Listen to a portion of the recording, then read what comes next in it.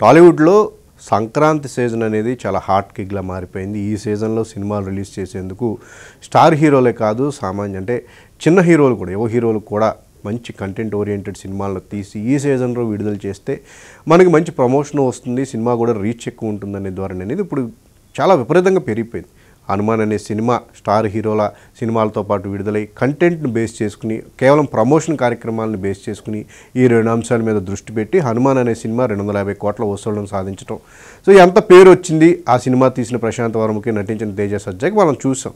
అలాంటిది 2025 సంక్రాంతి విషయంలో ఒక సంవత్సరం ముందుగానే అంటే 2025 సంక్రాంతి స్లాట్ను బుక్ చేసేందుకు కూడా స్టార్ హీరోలందరూ కూడా చాలా ఇంట్రెస్ట్ చూపిస్తూ వచ్చారు. ఆల్రెడీ ఇప్పటికే కొన్ని సినిమాలు 2025 సంక్రాంతికి తాము వస్తున్నాము అని చెప్పేసి ఈ సంక్రాంతికి అనౌన్స్మెంట్ ఇవ్వడం జరిగింది. మనం అంతా కూడా చూసాం.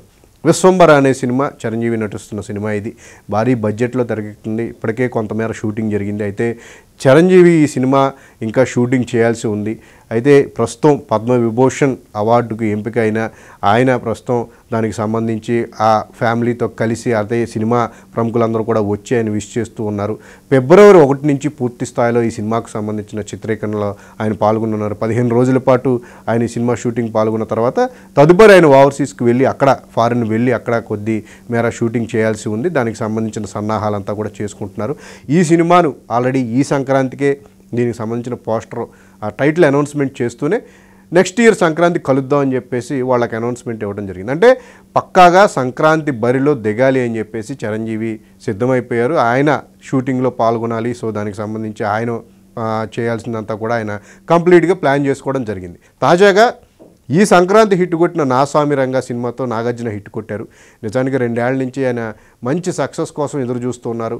అలాంటిది సెప్టెంబర్లో ఈ సినిమాకు సంబంధించిన షూటింగ్ అనేది ప్రారంభించి కేవలం 3 నెలల్లోనే అంటే తాము అనుకున్న ప్లానింగ్ ప్రకారం కూడా ఈ సినిమాను సిద్ధం చేసి సంక్రాంతికి అనుకున్న టైంకి రిలీజ్ డేట్ విషయంలో చివరి వరకు కూడా ఎలాంటి అనౌన్స్మెంట్ లేకపోయినప్పటికీ కూడా వర్క్ను మాత్రం ఎక్కడ ఆపకుండా మరోపక్క ప్రమోషన్స్ను కూడా సైమల్టేనియస్గా చేస్తూ అనుకున్న విధంగా ఆయన సంక్రాంతి బరిలో దిగి ఆయన ఆశించిన విజయాన్ని అందుకోవడం జరిగింది. సో ఈ క్రమంలో ఆయన కెరీర్లో నాగార్జునకు సంక్రాంతి సీజన్ అనేది చాలా సెంటిమెంట్గా మారిన పరిస్థితి. ఆయనకి సక్సెస్ అవసరం అయినప్పుడల్లా కూడా సంక్రాంతి బరిలోనే దిగి ఆయన సక్సెస్ అందుకున్నారు. బంగారాజు అంత కానీ అలాగముందు సోగ్గాడే చిన్న ఆయన గత 5-6 ఏళ్ల కాలంలో ఆయన సక్సెస్ కావాల్సినప్పుడల్లా సంక్రాంతి సీజన్లో వచ్చి దాన్ని అందుకోవడం జరిగింది. సో ఇదే క్రమంలో తాజాగా నా స్వామి రంగ సక్సెస్ మీట్లో కూడా ఆయన వచ్చే సంక్రాంతికి తాను సినిమాతో వస్తున్నాను అని చెప్పేసి మొత్తానికి ఆయన కూడా ముందుగానే ఈ విషయాన్ని సంవత్సరం ముందుగానే ఆయన కూడా ప్రస్తావించడం జరిగింది. ఇక దీంతో పాటు బాలయ్య బోయపాటి కాంబినేషన్లో అఖండ 2 అనే సినిమా కూడా రానుంది. అది వచ్చే సంక్రాంతిని టార్గెట్గా చేసుకుని రాబోతుంది అని చెప్పి ఒక టాక్ కూడా ఇండస్ట్రీలో విపరీతంగా జరుగుతుంది. ఇక ఈ సంక్రాంతి బరిలో దిగిన టాప్ హీరోలు ముగ్గురిని చూసుకుంటే కనుక నాగార్జున, వెంకటేష్, మహేష్ బాబు ప్రతి సంక్రాంతికి కూడా ఉన్నట్టుగానే స్టార్ హీరోలు ఎక్కడా కూడా స్లాట్ మిస్ అవ్వకుండా తమ సినిమాలను ఈ సీజన్లో విడుదల చేయాలి అంటే మనం చూస్తూ వచ్చాం. మేకింగ్ పరంగా, టేకింగ్ పరంగా కూడా ఏమన్నా ఎక్కువ తక్కువ ఉన్నప్పటికీ కూడా ఆ స్టార్ స్టామినా అనేది ఈ పండగ సీజన్లో పనిచేసి మంచి వసూళ్లు రాబట్టుకోవడం అనేది నా సామిరంగ విషయంలో చూసాం. నిజానికి సంక్రాంతి సీజన్లో సైంధవ్ అనే సినిమా కూడా ఏ మేరైనా అంటే ఆయన F2 అనే సినిమాతో, F3 అనే సినిమాతో మంచి ఫ్యామిలీ సినిమా ఆడియన్స్ని ఆకట్టుకుని మంచి విజయాన్ని అందుకున్నారు వెంకటేష్. బట్ సంక్రాంతి సీజన్కి విభిన్నంగా మంచి యాక్షన్ జోనర్ను అంటే ఒక సోలో రిలీజ్గా అవ్వాల్సిన సినిమాతో సైంధవ్ వచ్చారు. కానీ మేబీ ఏమాత్రం వెంకటేష్ ఇమేజ్కి తగ్గట్టుగా ఫ్యామిలీ సినిమా వచ్చుంటే కనుక ఆయన సినిమాకు కూడా ఇక్కడ మంచి వసూళ్ళు వచ్చే అవకాశం ఉండేది. సో కంప్లీట్గా సీజన్కు విభిన్నంగా ఈ సినిమా రిలీజ్ చేయడం అనేది సినిమా మేకింగ్ పరంగా బాగానే ఉన్నప్పటికీ కూడా రాంగ్ సీజన్లో రిలీజ్ అయిందని చెప్పేసి ఒక రిపోర్ట్ అయితే ఎక్కువగా వినిపించింది. సో ఆ ప్రకారం చూసుకుంటే కనుక నెక్స్ట్ ఇయర్ కూడా చిరంజీవి, నాగార్జున ఇప్పటికే తమ సినిమాలు వస్తాయని చెప్పేసి సంక్రాంతి స్లాట్ బుక్ చేసుకోవడం జరిగింది.